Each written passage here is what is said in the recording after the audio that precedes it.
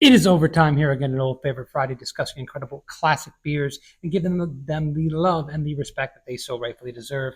And the beer we have this week is Hoegaarden Witbier. Now, this is a beer that, I mean, it's kind of perfect for Old Favorite Friday. I mean, I hope all these beers are perfect for Old Favorite Friday. That's the whole purpose of the video series.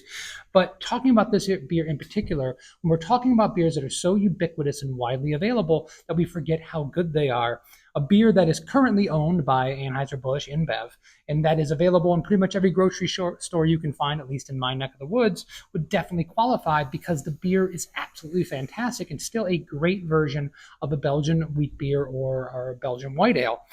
This is a beer that traces its lineage back to like the 1400s. It also happens to be the beer that really reintroduced the idea of a wit beer or a white ale to the beer community back in the 1960s, and probably is responsible for, I mean, not probably, it is responsible for the proliferation of this style and other wheat beer styles that are available throughout the world, and especially in the United States, where white ales have been such a influence on people, on brewers, but also an influence on getting people into craft beer. So a white ale is a wheat beer. It is supposed to be dry and drinkable, and these beers have orange and coriander traditionally in them. And they're supposed to be these nuanced, great Belgian beers with this really interesting Belgian beer flavor that comes from the yeast that's used in Belgian beers. And every one of those boxes is ticked perfectly here, and it should be because it's one of the prototypes for that style of beer. But what I think is so important about this beer is how drinkable and dry it remains, because there are so many examples, even in Belgian beer culture, there are so many examples of beers that are just slightly sweeter than this. And that's okay. That's your style. I appreciate that. But for me, the drier you can make this beer while still maintaining just kind of the bones of what a great white ale should be, the better that beer is going to be, in my opinion, because it's drier, it's more drinkable, you can enjoy it for longer, it becomes less tedious and monotonous. And I think that's probably one of the biggest mistakes people make when they're making these beers. When you're looking for the real other commercial examples, if you go to your local grocery store and you see this next to a Blue Moon or next to a Shock Top, this is a much better beer because it is, one, more traditional, and two, it's drier and more drinkable. It's just kind of what this beer was kind of supposed to be. And once again, if you like the sweeter style and you're a Blue Moon fan, God bless you. I don't particularly think that's a very good white ale. I would much, much rather pick this up. So if you're the kind of person who loves that beer because of its accessibility, you might do yourself a big favor on trying this beer out and seeing this might be a little bit more your style. Another thing about this beer that it retains is that kind of light tartness, that bready tang that you get from the wheat malt. Another thing that balances out any residual sweetness there, kind of makes some of those other flavors like the coriander and orange pop. The other thing it does here is it gives me more than just that. Some white ales, wheat beers can be heavily leaning towards orange peel, or they can be heavily leaning towards coriander, or it's just all the yeast you try, or the sugar.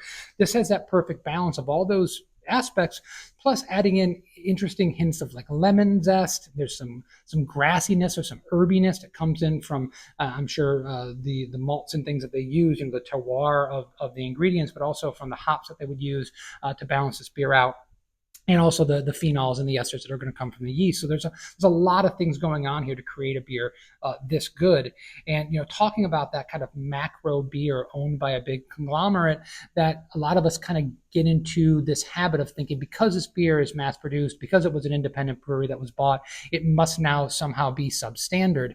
And if you're a person who's been drinking this beer for decades and you remember this beer before it was bought out, maybe you saw a drop off in what you would consider quality. That's possible. I don't have that experience, but I don't think a person who really understands the style or loves craft beer could try this beer. If you like Belgian white ales, by the way, if you don't like Belgian white ales and you just drink IPAs, you might not dig it. But I would find it hard to believe that if you know beer and really appreciate it, you won't find this to be excellent. You might say it's not as good as it once was, fine, but it's still an excellent beer that's widely accessible, that you should be lucky to go, hey, they have this available and I can pick this up and I can drink it. Yeah. It's a style that I love. We're obviously a Belgian-inspired brewery. One of our core beers is a white ale, the Wizard White Ale, and I drink this. And the first thing I think is our white ale maybe a little too sweet? Should we be looking at a beer like this to possibly tweak it? because I love every aspect of this beer in the way they put the recipe together, the way it comes off, and kind of the fact that after I take a sip, I want to go in for another, not just because it's not cloying and not sweet, but also because I want to taste the new, nuanced, and individual other flavors that I'm going to try on the second, third, fourth, or 20th sip. Uh, because this beer is so complex and because this beer is drier and has those other elements going on, it's going to be really, really food friendly.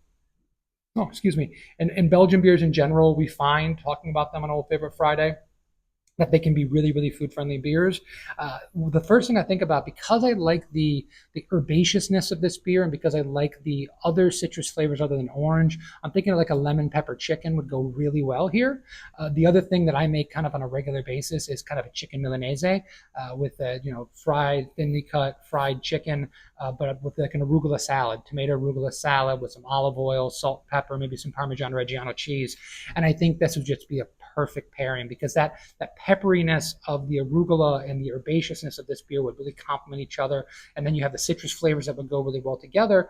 And even though this beer doesn't have like a massive body, because it shouldn't, it has enough body and enough oomph to go up with something like a fried chicken breast and still be able to just not be lost in that whole equation. So listen, this is why I love doing this series, is because I love talking about beers that we might overlook because of how ubiquitous they are, or we might have a negative perception because of who owns them or where it's available. But I really recommend it. Go pick up a Hoegaarden if you hadn't had one in a while, and really appreciate kind of the lineage of this style of beer and how it can still be, winning a gold medal at the World Beer Cup, as you kind of see right here. Within the last 10 years, showing that quality and consistency is still a very big part of the DNA of this beer. I thank you guys, as always, for your suggestions. Please poke around the channel, like and subscribe if you like this video, and we'll see you next week. Cheers.